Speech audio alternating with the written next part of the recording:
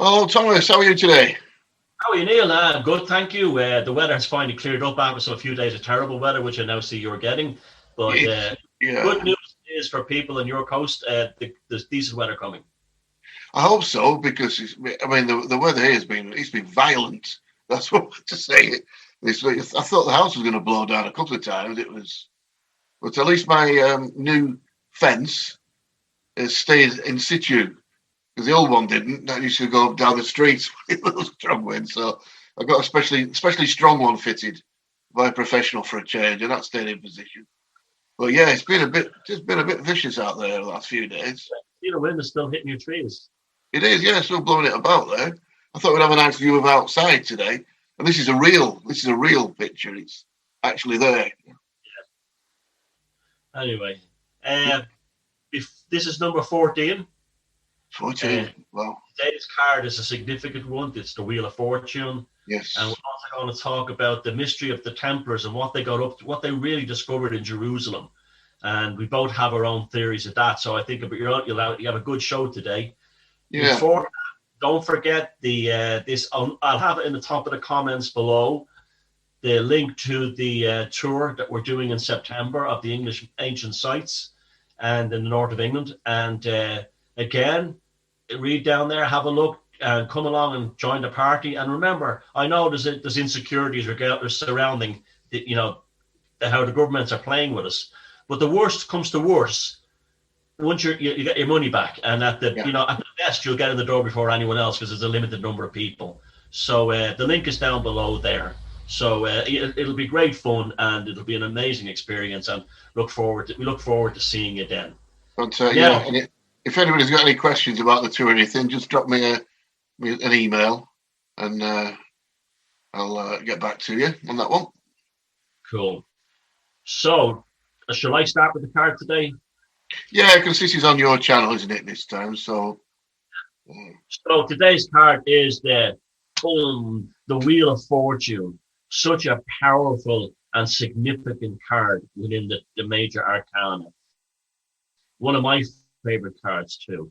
The card is usually of a wheel that has six spokes and it's surrounded by either animals, and at the top of it you'll have a force that will either be portrayed as a dragon or something like that, or a king. In the case of the Italian deck, it's the monarchy and the power of the system represent at the top, and that just the driving force. That's what's driving it.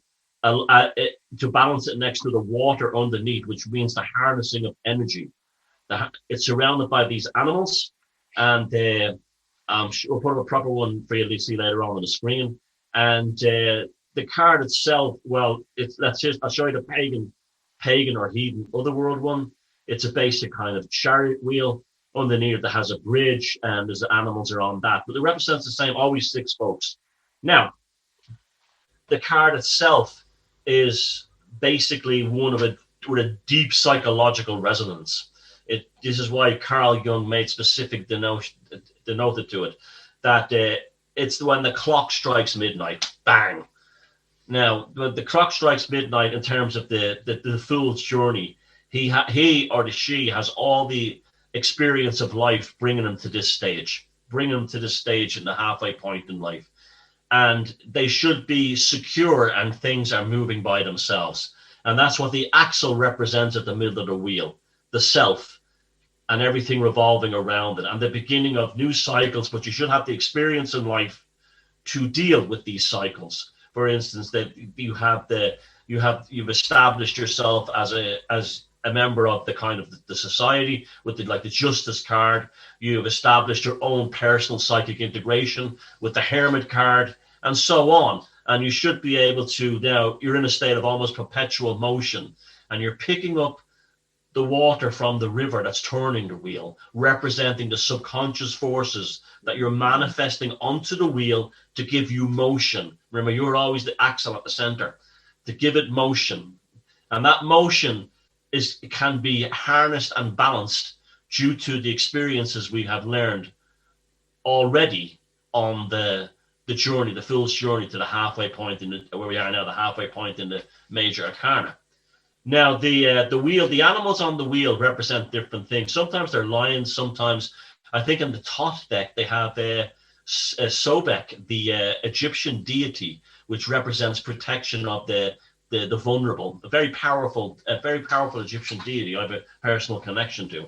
And Sobek is on the Thoth version, but generally it's a power animal like a bear or a lion that represents natural forces, the power of the animal magnetism, the power of the natural state.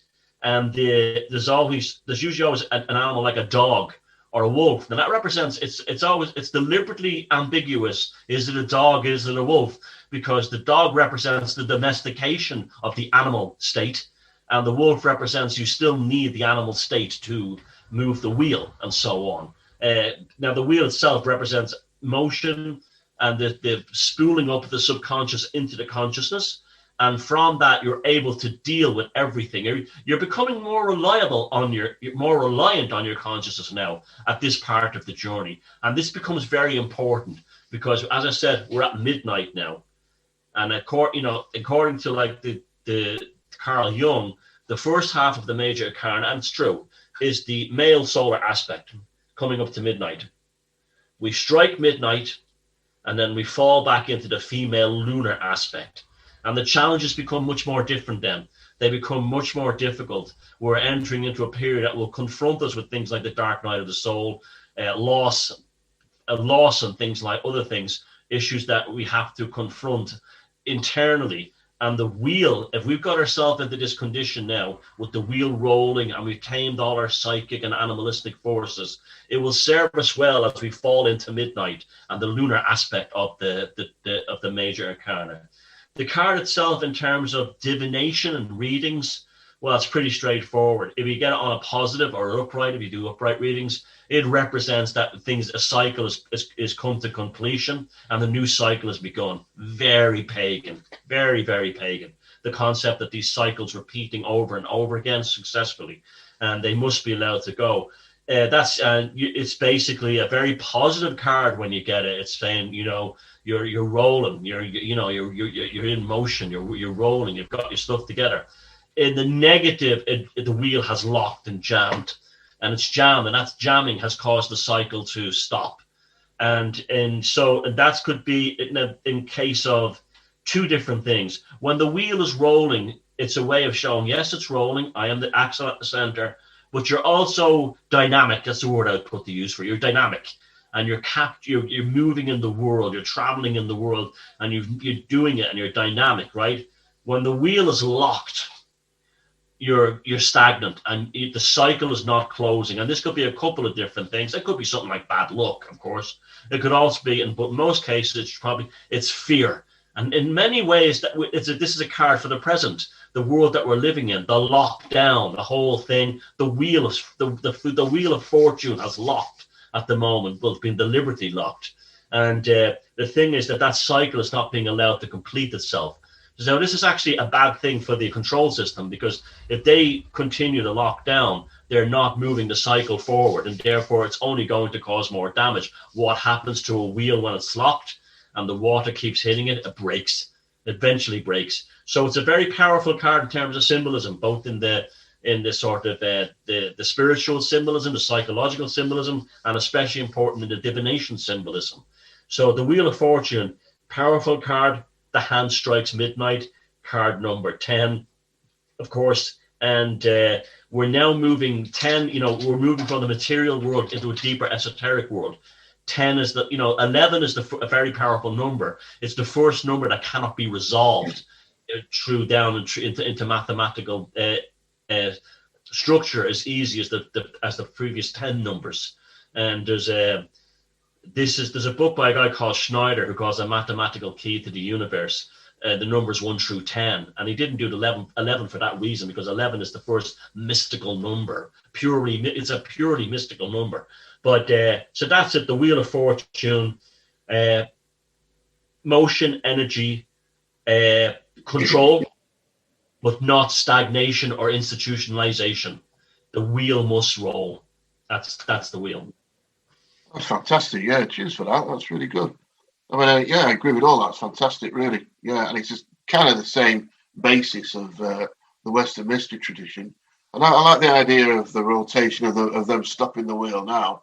And also, I'm thinking if you do stop something, the force builds up, and when it breaks free, let's just hope that when we do break free, we'll spring off, if you know what I mean.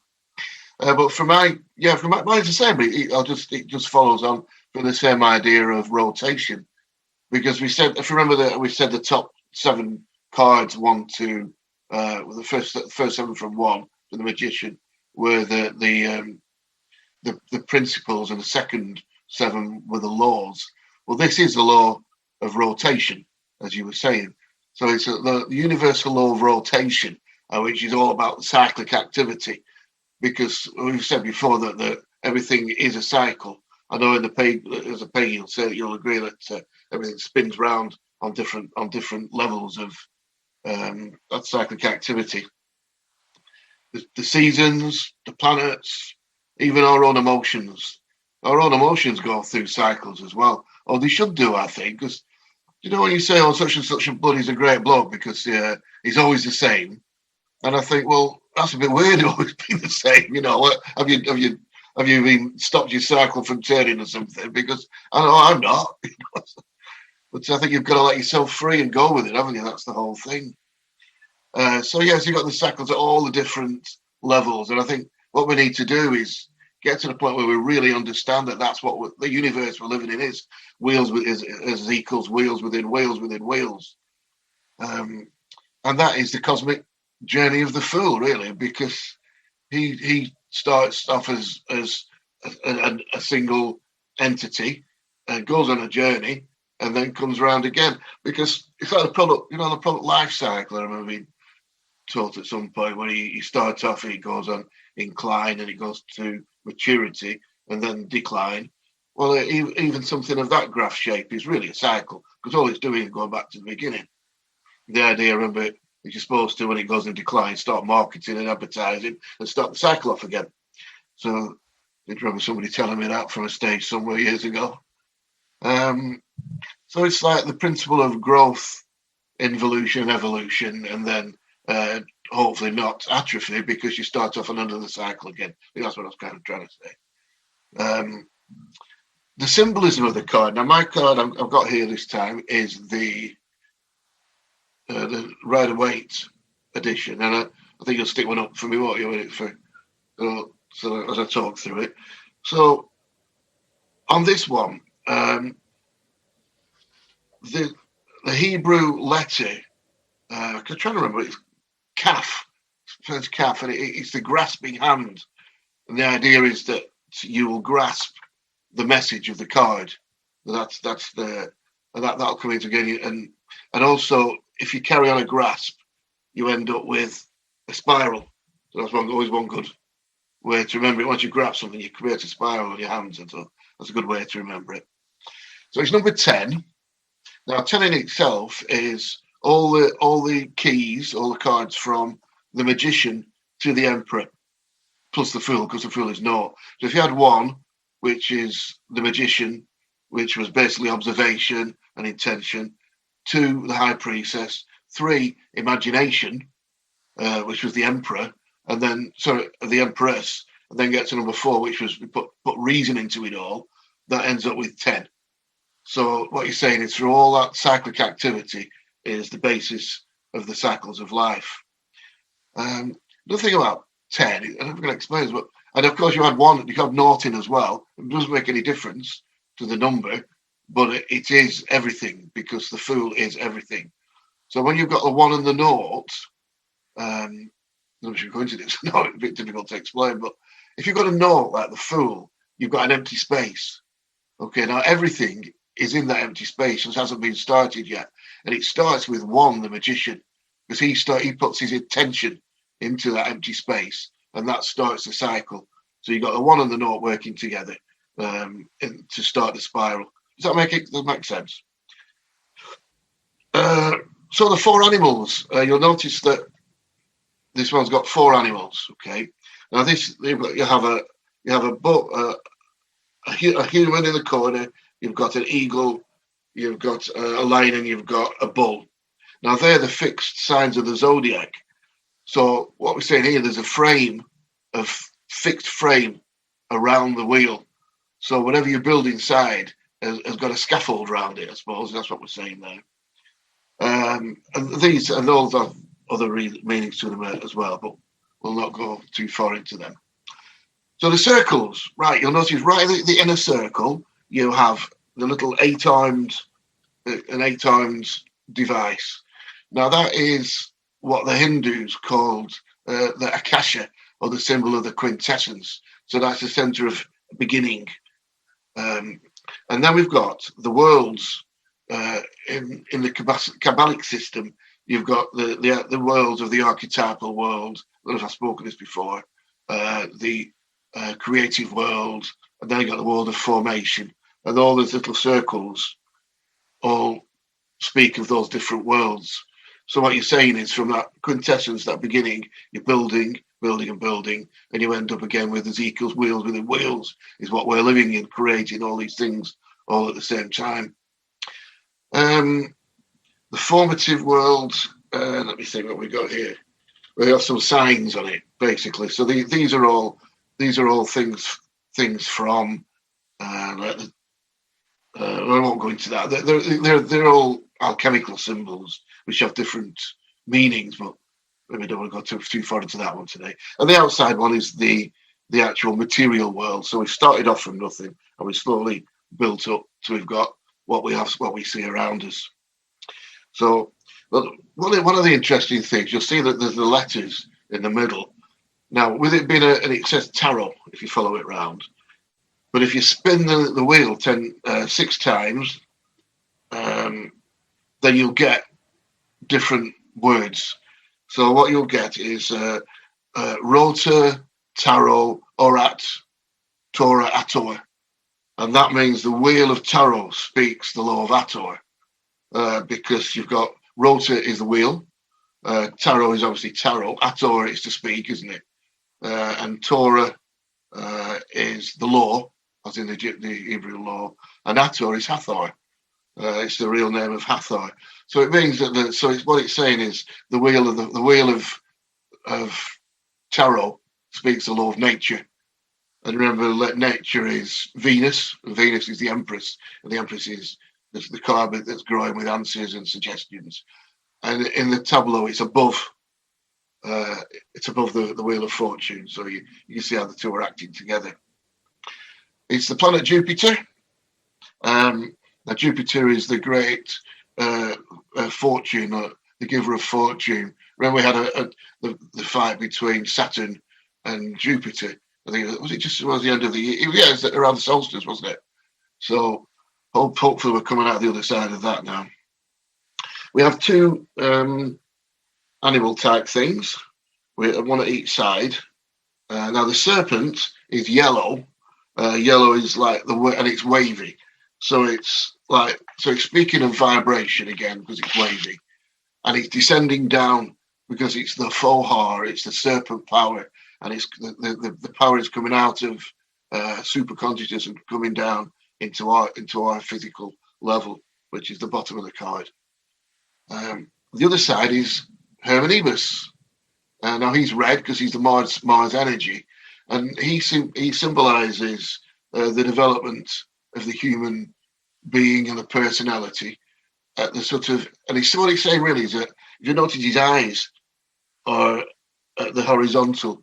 So he's saying we're at the level of intellectual ability as a mankind, but his ears are above. So above the horizontal. So what's that saying is basically it's moving, it's evolving, because we're looking above, but we haven't got there yet, which we could say is pretty apt. Yeah, so that's the symbolism. So what does it mean to us? Well, we've both covered it really.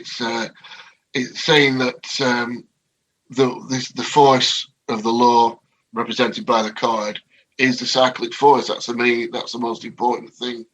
Every of the least activity, from the spiral galaxy down to your cells is a spiral activity, everything in between.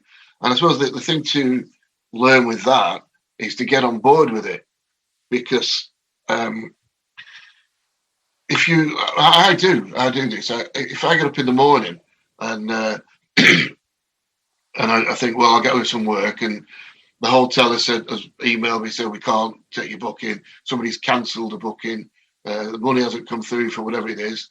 I say, okay, right, that's not a day for work. I'm going to play out.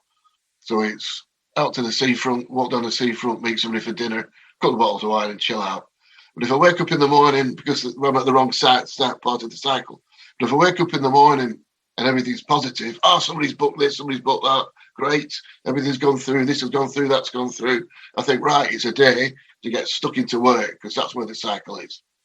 So what I'm saying is try and recognize where you are in your own personal cycle, as well as the bigger cycles that are happening outside, even though sometimes I think a lot of rather ignore them. Get on board with your own cycles and use them for your own benefit, because it is nature after all. Well, that's my bit. Yeah, very good. That was, yeah, that's an interesting one about Hathor and the bull. And Hathor is the bull goddess, and the bull makes, the Indo-European bull veneration, bovine veneration cults. It's everywhere. And you go to the Nuragic Museum in Sassari in Sardinia, and just the amount of bull symbolism or bovine symbolism is incredible in all the artwork. And so that goes back to the Phoenicians and the ancient Egyptians, but very powerful in the Indo-European thing.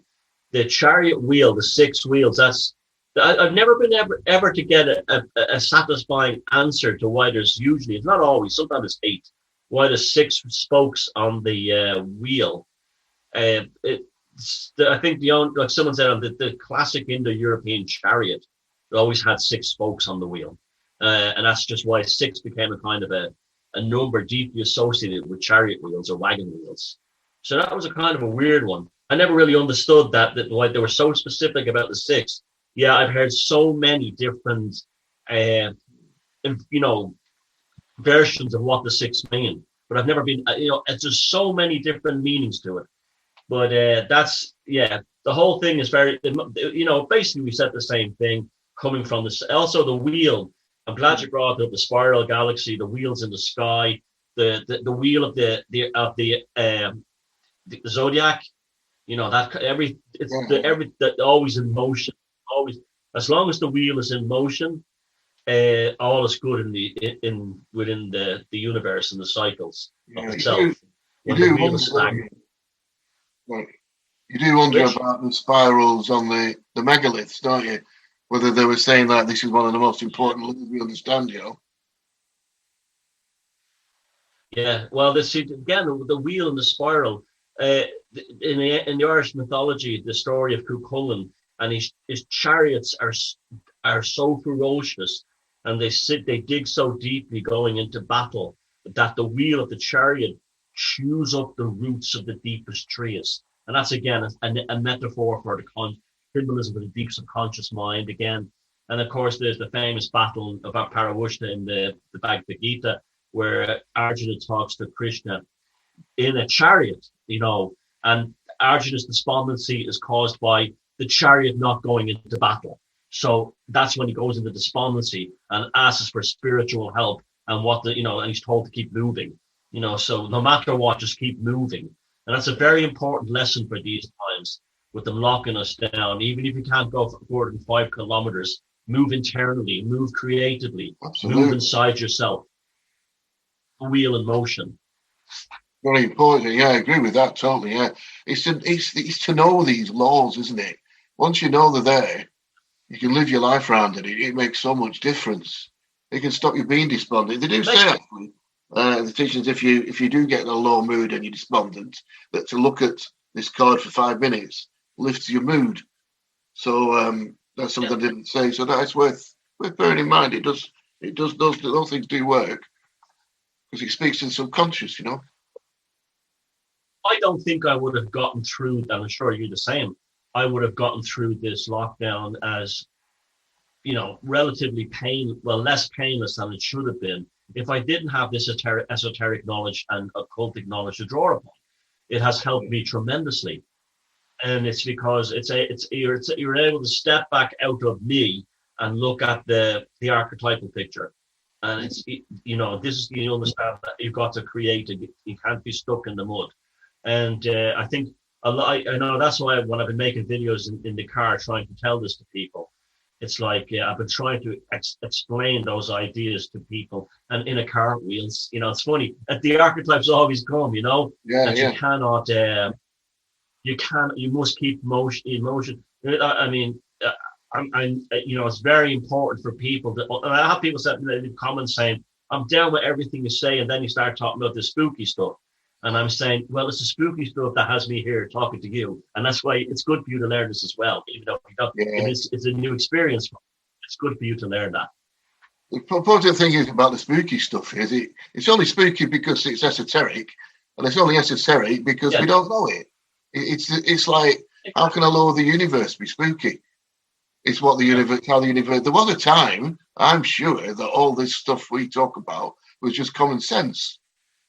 There was, magic is just it's just physics that we haven't put on a piece of paper yet. Yeah, and it was seen as a form of art. That's all. Yeah. And people go into things like poetry to get over difficult times. They read the poems of William Blake or whatever. And they'll just go into art. They'll just go into all kinds of things, yoga and all kinds of things. But it's always the occult comes from the same place. And the esoteric comes from the same place. This belief that there's a happy medium outside the physical reality that can actually help guide you through this better. It's almost like having a knowledge of the esoteric is like having a sail. You can throw it up and it'll blow you along.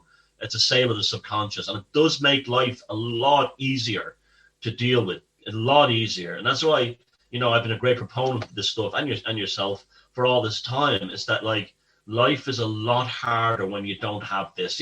Christians say like having faith makes things easier. A lot of truth to that. That's true. But a lot of people have had faith taken from them today through things like scientism and this like extreme atheism.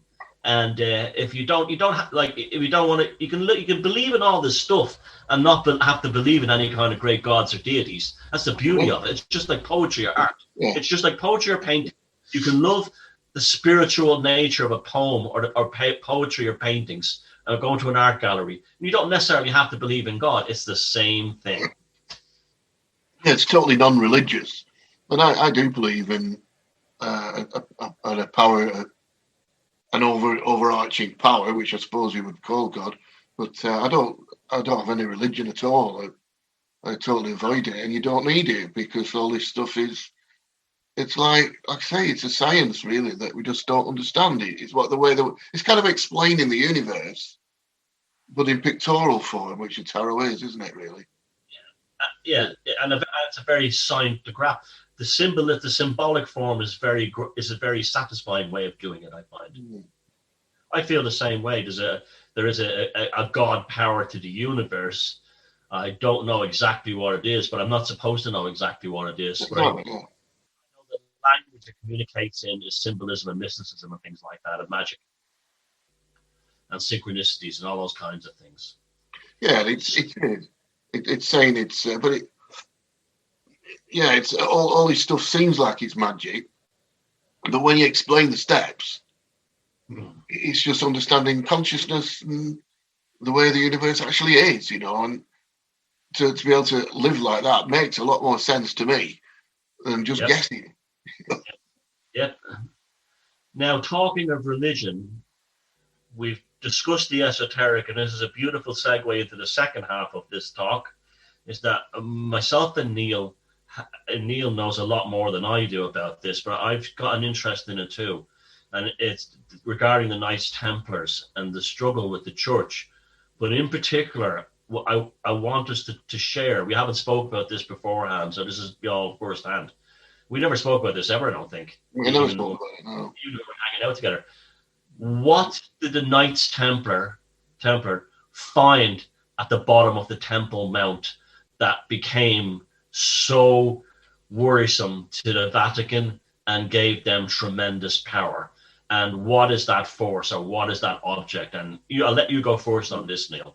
I was thinking it'd be good to maybe take a step back, because I think if you fill the picture in a little bit of how we got to that point, it might explain, it might trigger some points of what was there, if that makes sense. So, you know, the story of the Knights Templar, where they said that it was all about some knights went off, 9 of them, to protect the Holy Land, people going to the Holy Land. Well, that story to me is the most ridiculous story. I mean, there's always 2 stories. It's like now, isn't it? There's the official story and the real story, and the official story is usually to cover up whatever the real story is. So what I'm saying here is that the way I see it, without going through all the nitty gritty of everything, it was in the turn of the 12th century when it was the court of the Count of Champagne, which is in Troyes in France, which is Troyes in these states, Troyes, which is kind of just east of Paris, that big flat plain where they grow all the champagne.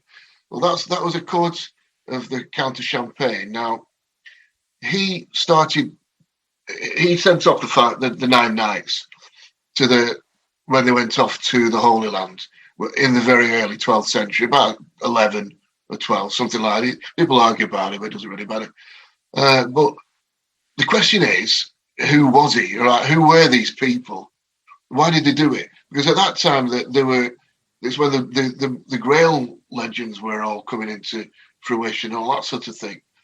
Now, Tim Wallace Murphy and a couple of other guys, recognised a group of families called the Rex Deus families.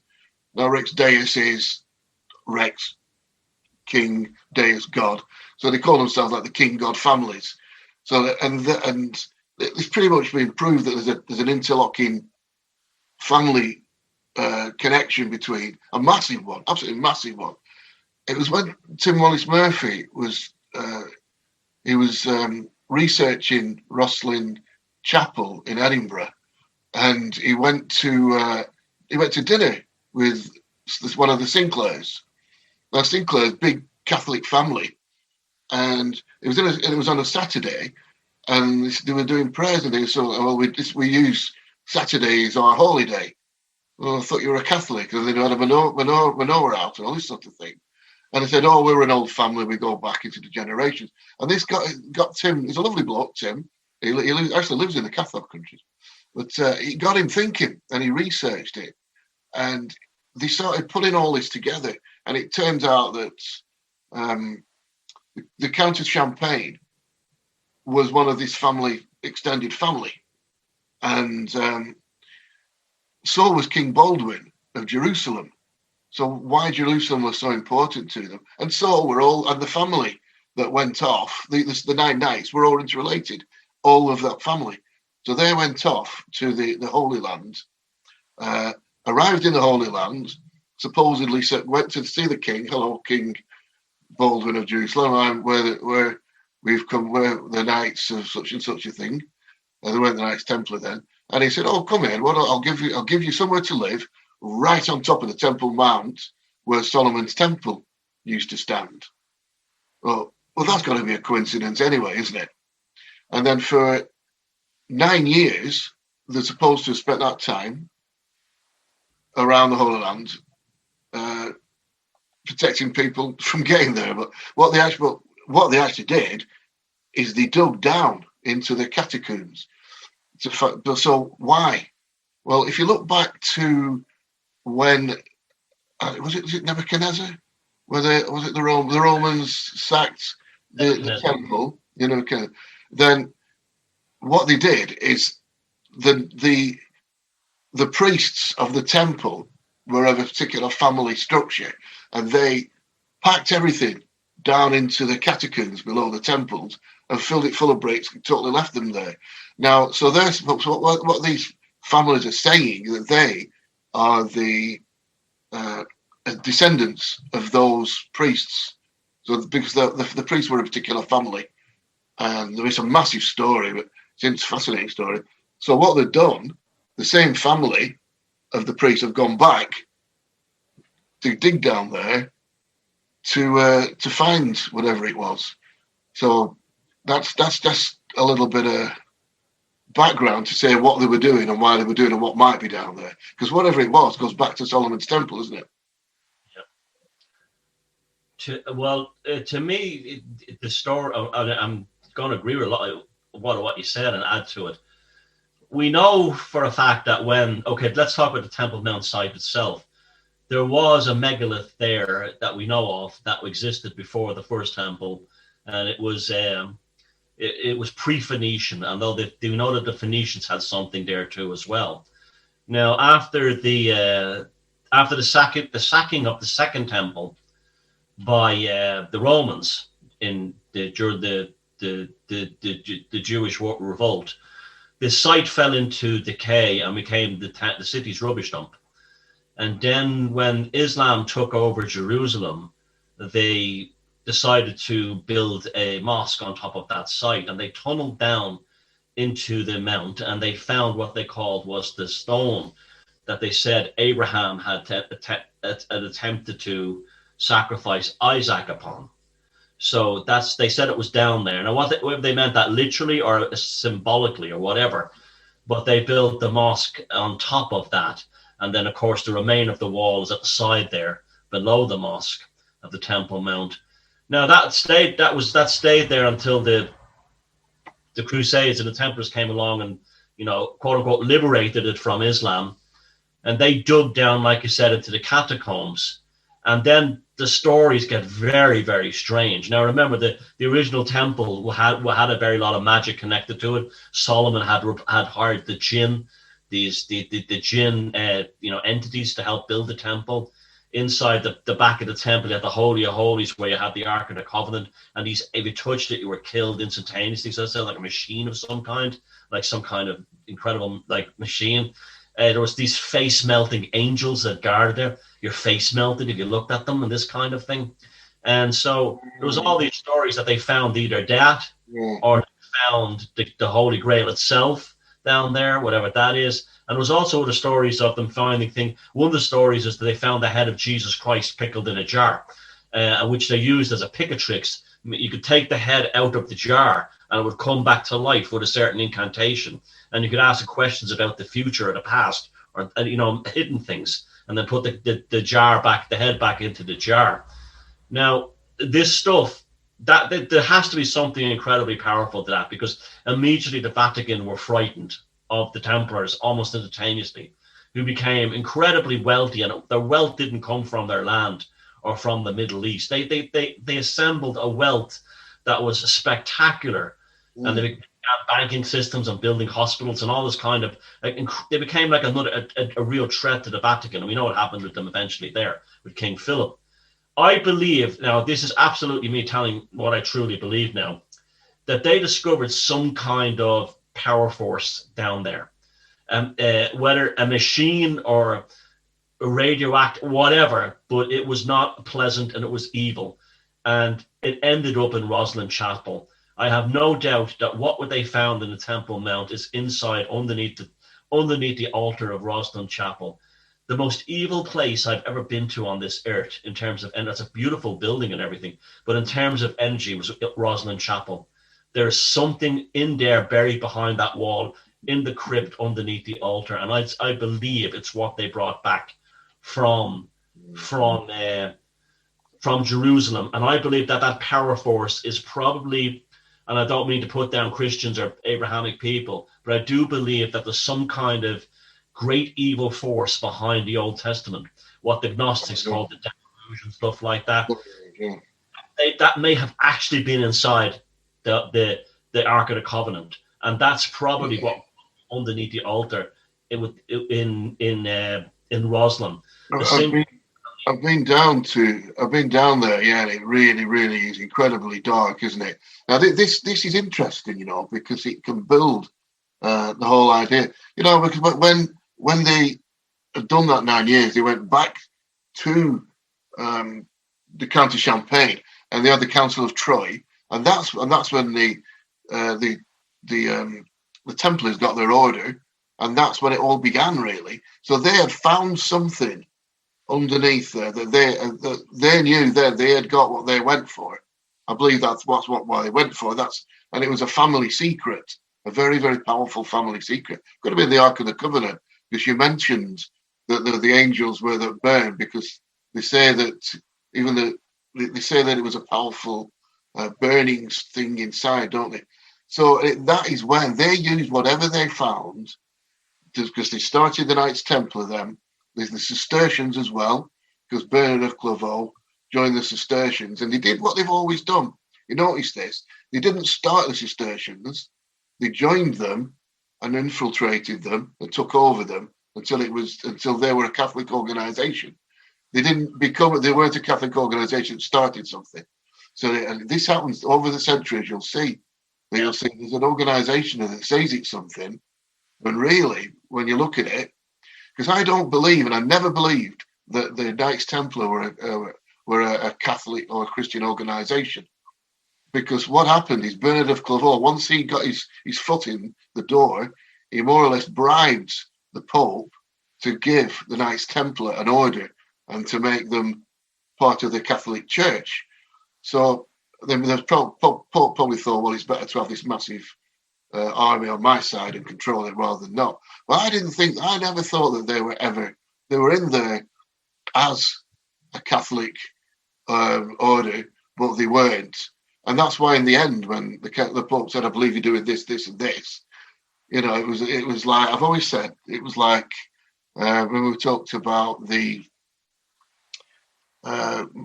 Casablanca, where they were shutting down Rix American, and the French guy was there, Louis, and he came and he said, I have to shut this down. I can't believe there's gambling going on in here. And then somebody runs up and gives in there's your winnings. Oh, thank you. You know what I mean? It's like, I can't believe that you're behaving like this. But of course, they probably already knew. So where am I going with this? So you've got an organization there, and now you've got the Sinclairs. And could it be the Ark of the Covenant? What was that? Yeah, ancient technology from a previous civilization or something. Yeah. So there was something down there. But when speaking of the Ark of the Covenant, it was it was Nebuchadnezzar that we said overthrew the temple, right? And they say that the inside there's a fiery like a fiery energy, like a nuclear energy inside it that burns people, and they called it the Chicana or the Chicana. She says Chicana. Yeah. So, and then do you remember Baby Bush saying we're gonna go and attack Iraq, and it'll be shock and awe. Yeah. And I'm the new Nebuchadnezzar. Yeah, and they kept saying shock and awe. It was Freeman Fly. I saw a video, and he said that shock and awe was a power force used by Nebuchadnezzar. The shock and awe. So it's shock and awe. So then we've got. They raided the Baghdad Museum and things like that. It was very much like the temple. Which is a bit like the same. It's a bit like digging down beneath the temple, isn't it? Yeah, well, the Templars went to the Middle East. They encountered many cultures, like not only Jews and Muslims, but also they would have met Hindus and Buddhists and pagan Tenjists that were still in operation there, and Zoroastrians and all these other kind of religious organized groups that they would. So there was almost like they had this, what we were talking about earlier on, like they not only did they get the technology, but they also, whatever that was, an esoteric foundation. Because when they came back to Europe, they became the basis of Freemasonry and everything else, Rosicrucianism and the lot. And at the center of that is particularly places like Scotland and France. And there's a huge esoteric secret, that thing, that song, Loch Lomond, you take the high road, I'll take the low road. That's an esoteric song. That's the meaning of that. And I'll be in Scotland before you. That's the high road is the conscious world, the low road is the unconscious world, and that's connected through the Templars and the Freemasonry between France and Scotland. Hence why you have so much Freemasonry, the Scottish Rite, and so on. So, what do you think they found then? Any ideas or? They definitely found a thing. I don't necessarily believe this thing that they found that the secret was great knowledge they discovered. That yes, they discovered that as well. I believe they discovered down there some kind of unknown magical technology that probably went back to very ancient times. Kind of, you hear about the Atlantic, the priests of Atlantis developed this technology they couldn't control. Something like that that's not safe for human beings to come into contact with. Has a terrible, it became a kind of a god. It might have even been Jehovah to the ancients, or Yahweh. It might have actually literally been a god. And they brought that back somehow, and it's ended up in Rosslyn Chapel. And it's got a tremendously frightening energy to it. Like when you stand up in Rosslyn Chapel looking at the altar on the left side, you put your hand on, you feel the energy being drawn out of your body. And people say, oh, it's a special kind of cold draft. You can literally feel a demonic force traveling up your arm, like it's trying to consume you. And then you go down to the crypt and you see those things on the floor, the Master of Terrors and stuff like that. Yeah. And then all the pentagrams carved into the walls that have been there for hundreds and hundreds of years. And the way and we know for a fact that's built on an ancient woodland with the Druids and stuff like that. There's something, I believe that they got something. And I think whatever it was, it might have even been Jehovah itself. Maybe Jehovah was some kind of power force, like the way you can manifest a demon into an actual reality of a force, like or an entity, like the visions of the Virgin Mary that we see around Europe. They were often generated by the power of these teenage girls or kids, intense, like what happened at Fatima, that they generated something like that through the intensity, and they were able to capture and hold it. And that's, I think, what the story with King Solomon capturing the jinn and holding them. And I think whatever it was that's down there is like literally what you would. It's like I mean, I would advise anyone to go to Rosslyn Chapel and go down to that crypt. And it's an amazing looking place and everything. The chapel is very small, but when you go down that crypt, I guarantee you won't come away feeling right from it. There's something down. And that's what they found. And whatever they found under the Temple Mount of Jerusalem is and that's why I think a lot of this esoteric Christian poetry that you get, like from William Blake, Jerusalem, referring to Britain as Jerusalem and this kind of thing, the New Jerusalem and all this kind of stuff. I think that all comes from that. And I think it became later on the power of the British Empire was based upon it. But it's a power, and it might even be in America now. That's good, maybe only be the residue of it. You know what I mean? It could be in America now. When the Knights Templars went over, whatever it is, I believe it was actually a physical, tangible object that had incredible power. Looking back to when Solomon built his temple, he was said to, for the power of a ring, he was supposed to control a demiurge, wasn't he? I can't remember the name of I can't remember, but I think it's the one that's at Rennes-le-Château in the church there, that one. I should remember, I can't remember it. But he controlled a magic. Yeah. He had an entity that controlled, he said it was a ring, it could be anything, that controlled that demon. So he had, if that story is correct, he had an amazing energy or energy of some sort that helped him build that temple. And that might be just a metaphor for everything he built. Yeah. His whole thing. So whatever that was, maybe the families, the Rex Dales families, thought we need that back, and they got it. And that's why they used that incredible energy, or whatever it is, to build the whole Knights Templar system, which was a massive, it was the biggest organization that's ever been in the world, really. And it still exists to this day through things like banking and financial institutions. Oh yeah, absolutely, yeah. The Swiss banking system. Shipping companies, like Lloyd's and all them, and they all went back to all the great maritime companies like the East India Company and the West India Company, and like the flag of the United States of America is the Hudson Bay Company's flag or the East India Company flag.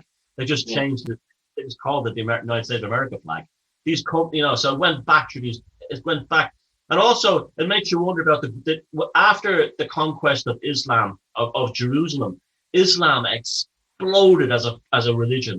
It started taking over the whole world in the same way the Knights Templar did, and the Islam spread everywhere.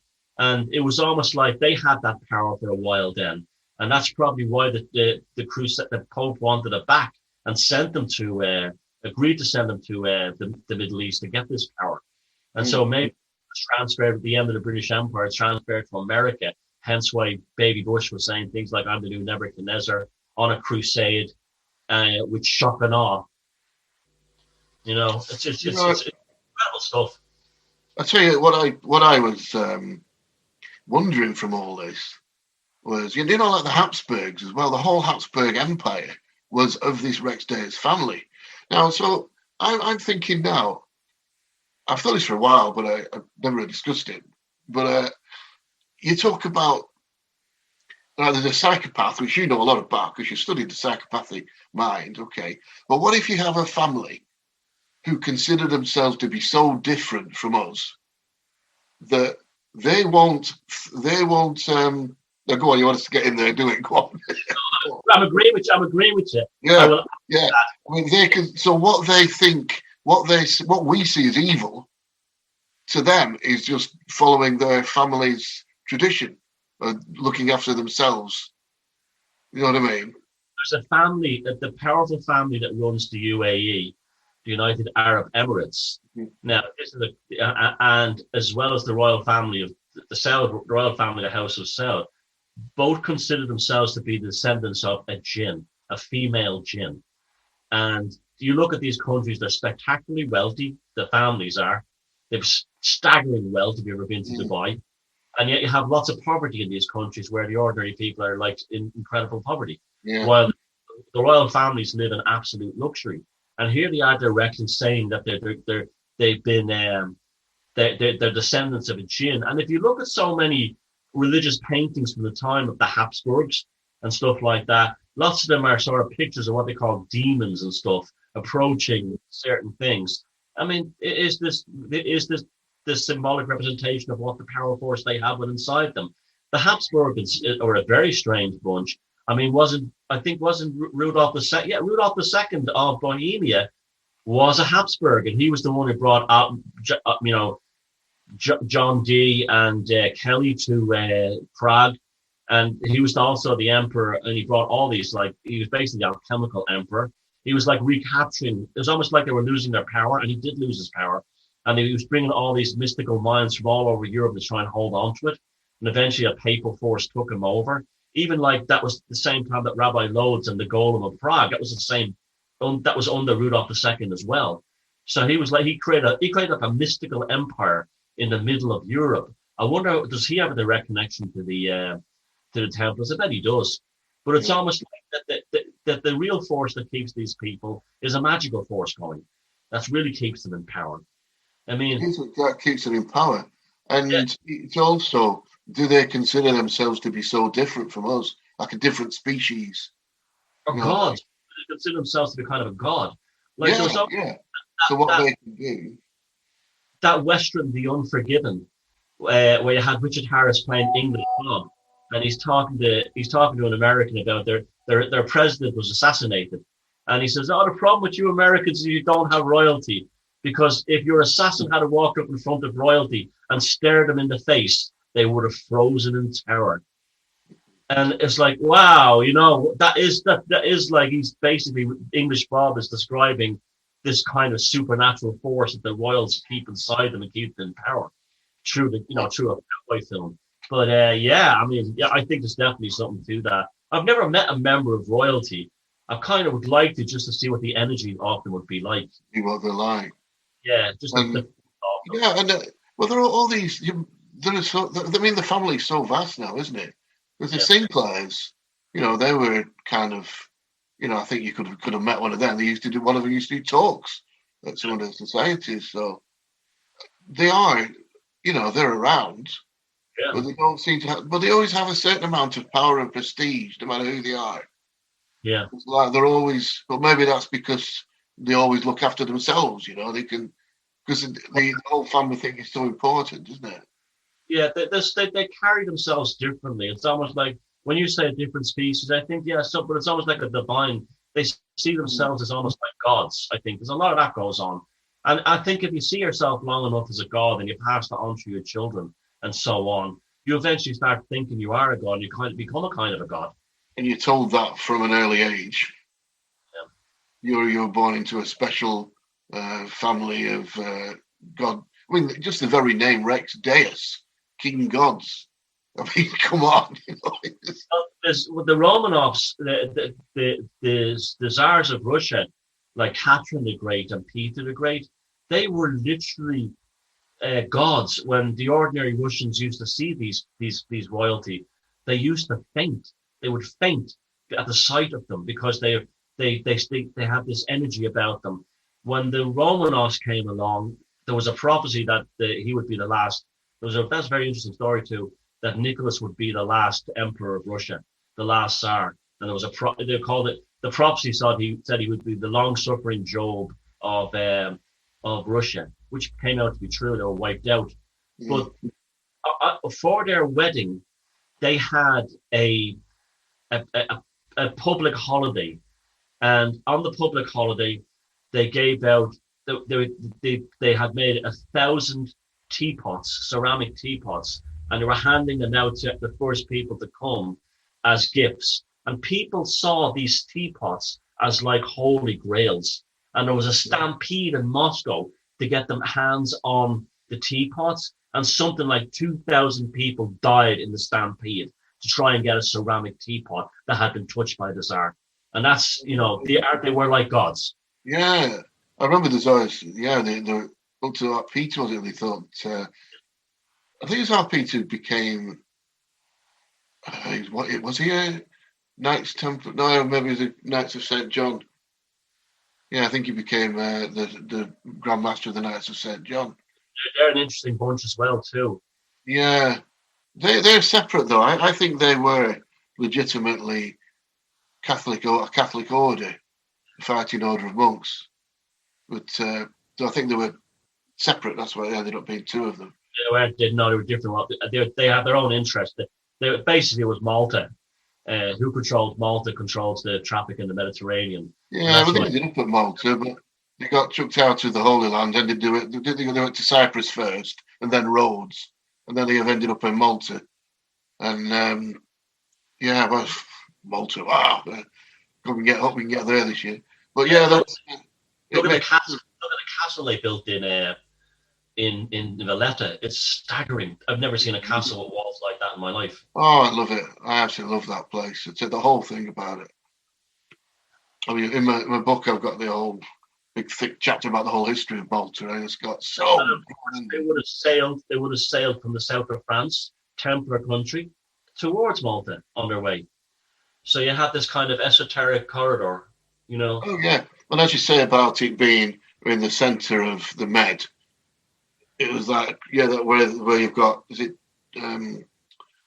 Tunisia, I think, at the top, and then you got Sicily at the bottom.